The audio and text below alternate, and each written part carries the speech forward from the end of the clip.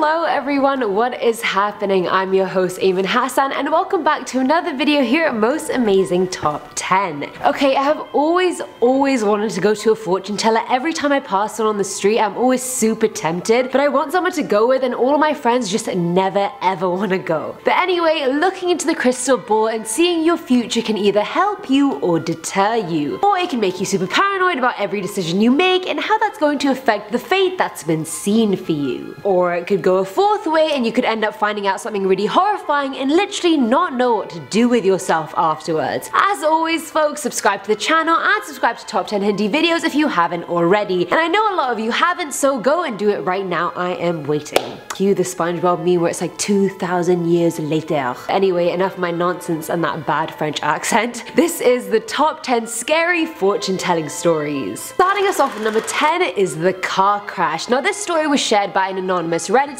who went to a clairvoyant and got a very accurate reading. Now this woman had been to a lot of different psychics who she claimed were rubbish until this one. The woman told her that she kept hearing voices saying don't sleep and said she saw dark coloured or black car completely totaled on the side of the road. After hearing this, the redditor obviously thought, okay, she's seen me in a car crash, so she tried her best to always stay alert when driving anywhere in the next few months. One day she was moving house with her boyfriend and they were driving back at around 3 AM. They took turns driving and sleeping, but then it hit her that they were tired, they were sleeping, and they were driving a black car. Alarm bells should be going off right about now. She immediately woke up and started paying attention and offered to take the wheel from her boyfriend, who insisted, don't worry babe, I'm fine. A little while later, he full on fell asleep at the wheel and started swerving to the left. She quickly grabbed the wheel and woke him up and ended up driving the rest of the way, but just imagine, if she hadn't gone to that clairvoyant and had that reading, her and her boyfriend would have probably been dead right now. What a thought. Coming in at number 9 is Howard. This story was part of Susan Saxman's book The Reluctant Psychic, and it hints at the very real possibility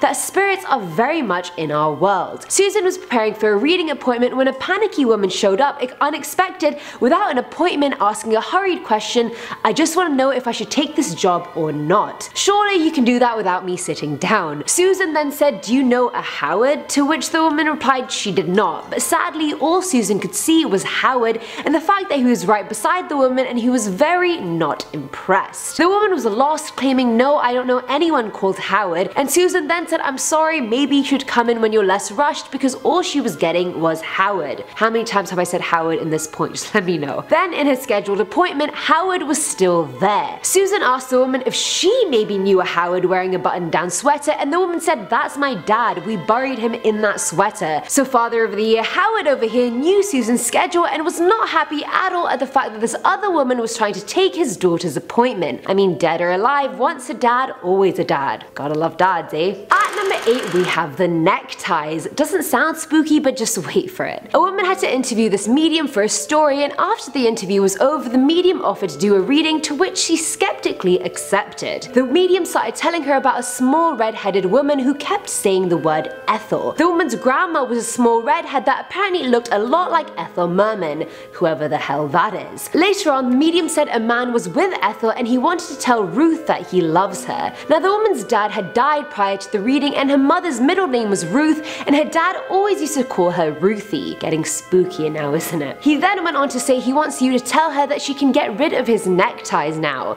Does that make sense? The woman responded by saying her mother hadn't gotten rid of his clothes yet. She called her mother up after the reading and found out that her mother had actually given all his clothes away but had kept his neckties. Filling our number 7 slot, we have the little boy. This one is also from Susan and her experiences as a psychic. Now a woman came up to her for an appointment and was worried that her house was haunted because she heard footsteps from the upstairs part of her house. She didn't want to go up there, her kids didn't want to go up there, even her dog didn't want to go up there. Even the dog, guys, no-go zone confirmed. Susan saw a little boy who was left in that room while his family had gone into the light. His entire family had died and gone into the light, but he had not. I didn't even know going to the light was a thing. I thought that was just a made-up concept in The Ghost Whisperer, but good to know. Anyway, Susan advised the woman to give him something. Christmas was coming up, maybe she would benefit from leaving a present in the room for him. The woman put a little angel candle in the room for him and actually spoke to him. After that, the boy was gone from the house, presumably he'd gone into the light. Now at number 6 is The Touch. Now this is a story from Reddit user Calatarius, whose mother died at the beginning of 2011. No, I didn't just randomly throw that fact out there, it becomes relevant in the story later on, I promise. The user's maternal aunt used to visit a clairvoyant every few months who would be able to tell her things she couldn't possibly have known. He once touched his stepfather's old pocket watch and told her aunt that Otto,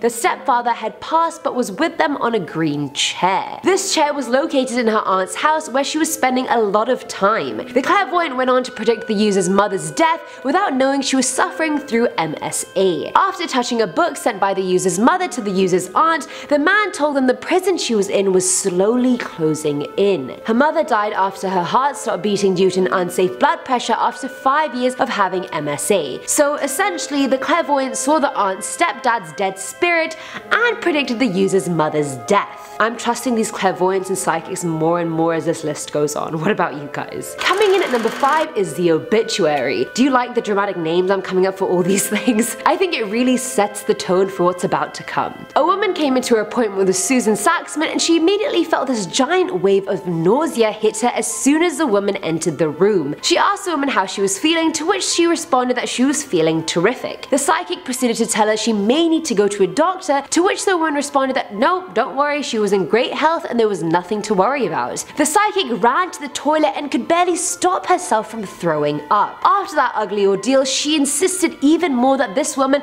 go see a doctor right away and that something was seriously wrong. The woman wouldn't listen to Susan, insisted she was fine, but Susan found the woman's obituary in the newspaper a few months later. I guess the moral of the story is to listen to your psychic more? At number 4 is the New Jersey Medium. Sorry, I truly tried to think of a dramatic name for this story and I couldn't come up with any keyword that stood out enough, so I apologize. But anyway, a man named Al DeLuise went to a medium in New Jersey back in 2001. When he went to meet her, he didn't even say anything other than introduce himself, and the first thing she said was, "Your mother is very happy that you named your daughter after her." Al's mother Rose was dead, but his daughter's middle name was Rose as well. Still, he thought, you know, this is common, a lot of people name their children after their parents, so whatever. She then mentioned a picture he was looking at previously that was his mum's favorite, and there was no way she could have known he was looking at any picture before the meeting. She then said she is also with her daughter. Now, Al never had a sister, but he remembered his mother's first child was a stillborn daughter, and there was absolutely no way she could have known that. But the creepiest part was when she said, "Hold on, there's a young man here trying to get through who's just crossed over. Who's Elizabeth?" At first, Al was confused, and then he realized perhaps she was talking about his friend Liz, whose husband had been killed in the Twin Towers just a month prior. She said, "He wants you to tell Elizabeth that he's okay." I honestly wonder how these people communicate with the dead. Like, is it a thought? Do they see them? Like, what goes on? I really want to know. Filling our number 3 slot is The Tape. Now, this story comes from Redditor Flickety Flick, who went into a psychic community called the Lilydale with some friends in his freshman year of university. These people lived together and were meant to be so accurate that other people traveled from far away just to get a reading. Anyway, the user got his reading and went on his way, and 10 years later, he received a tape in the mail with no return address. When he started listening to the tape, he heard a woman giving a psychic reading and then heard a male voice and realized it was his own voice, and it was the reading he had gotten 10 years prior that had somehow been recorded. In the recording, she predicted his life to a T, his career, his wife and kids, even their names, what car he would drive, a Pontiac Grand Prix by the way, and at the end of the tape, the woman left her name, phone number and address and said to contact her if I'm not dead yet. He gave the number a call to find a man saying, "Sorry, my wife passed away last weekend." And also the man was living in a dorm at the time he went to see her, so how did the woman even find his current address? I have so many questions. Now at number 2 is The Divorce. Now this one is another story from Susan Saxman, our reluctant but seemingly very accurate psychic. A man going through a divorce came to see her and she told him that she didn't see him getting divorced. She didn't even see him being apart from his wife or even ending up in court. But she did see him having sole custody of their daughter in a few years, to which the man asked, "How can that be if I'm not even getting divorced?" The man's wife came to visit her a week later to tell Susan that her husband went on a business trip on a small airplane which crashed and in which he sadly passed away, which is probably why she never saw them getting divorced or going to court. 7 years later, the woman came back to tell her that their daughter had just died of leukemia and that the man did have sole custody of her daughter in heaven after all. That's a bit morbid. And finally, at number 1 is the murder. Now this story was shared by UberGeek64 on Reddit, and there's not much to their story other than their post, so there's no real way of confirming or denying it,